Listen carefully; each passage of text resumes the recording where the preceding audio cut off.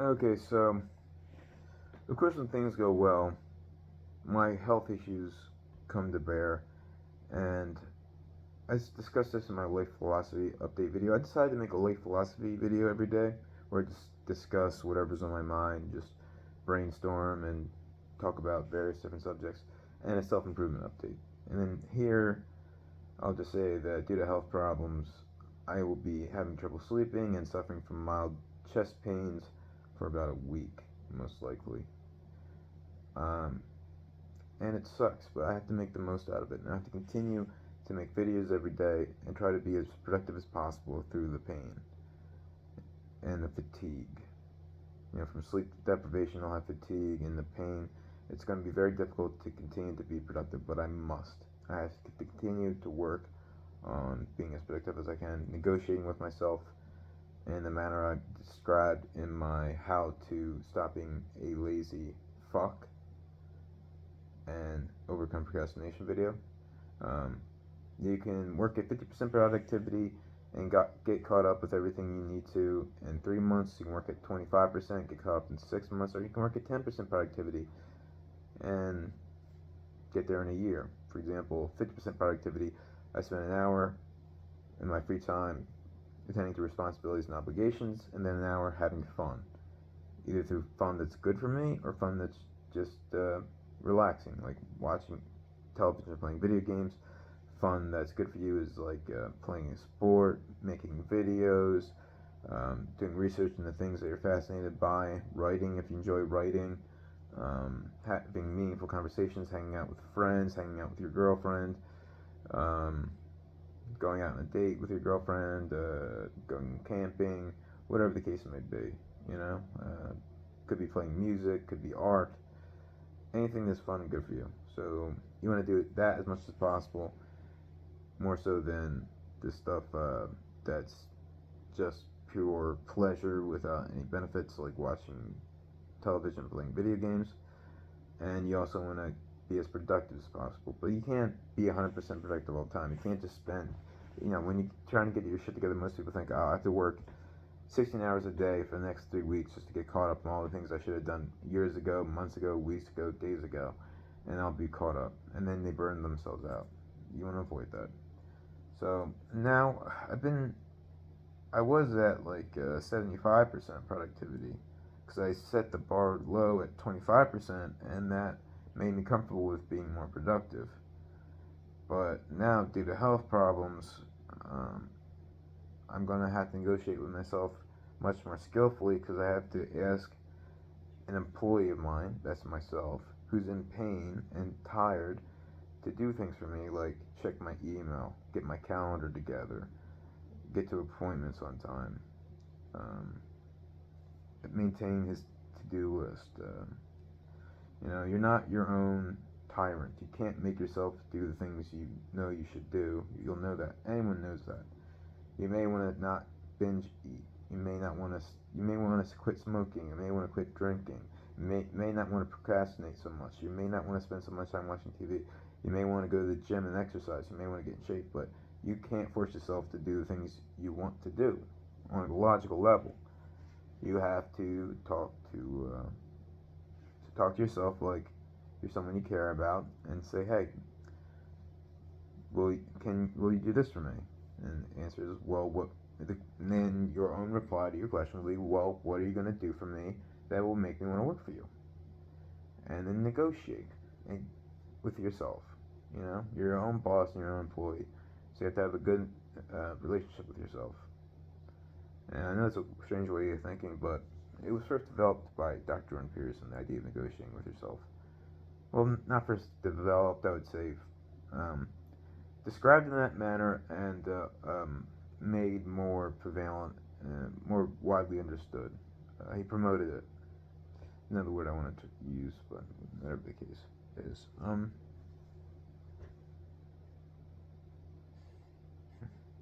This is from the sleep deprivation. Yeah, I'm not working cognitively as well as I normally do. Um, which sucks because then my videos are less entertaining to watch, and I won't make as many. I was just listening to a few of my videos that got a good amount of views, like 20 and 80. 20 is a good amount of views for me right now because I'm just doing stuff off the cuff, without any video editing, without any preparation. Just for myself primarily, not for the viewers. Because I don't have the time and motivation yet or the skills necessary to make a high quality video.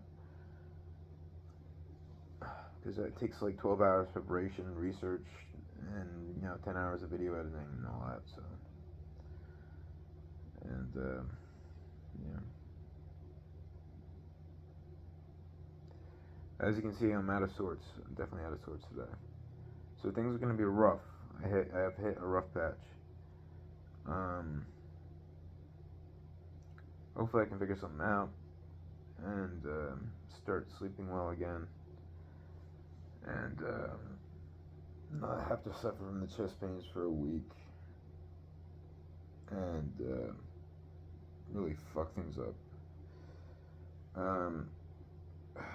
I do my absolute best because, like, I'm in this position because I didn't attend to my responsibilities and obligations. I was on top of my to-do list. I was on top of my life planner.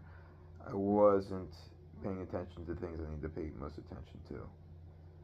And I wasn't making videos every day. So I've only been doing that for 6 days now. And it's had a huge, profoundly beneficial effect. I just wish I would have started it sooner, but that's stupid to wish you could have done something sooner. It's like, no, just focus on the fact that you're glad you even started doing something that's good for you. Don't wish that you had done it sooner. Just be so grateful that you found something so beneficial for you that's helped you have such profound breakthroughs in such a short amount of time, and will continue to allow you to grow and evolve in the future towards being 100% motivated all the time to be able to do the things that you love and get paid for them.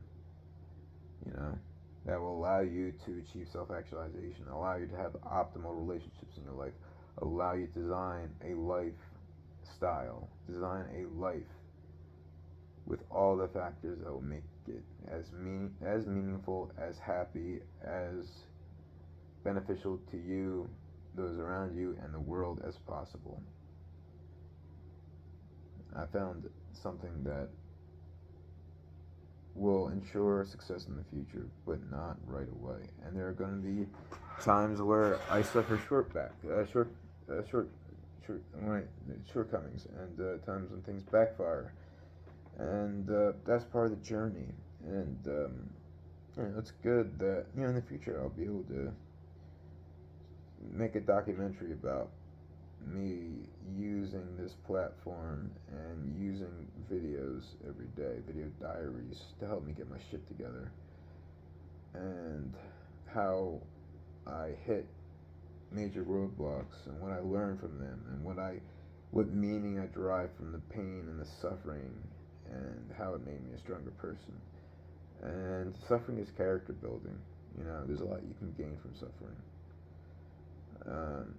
If you look at it as a part of human experience, a necessary part of human experience.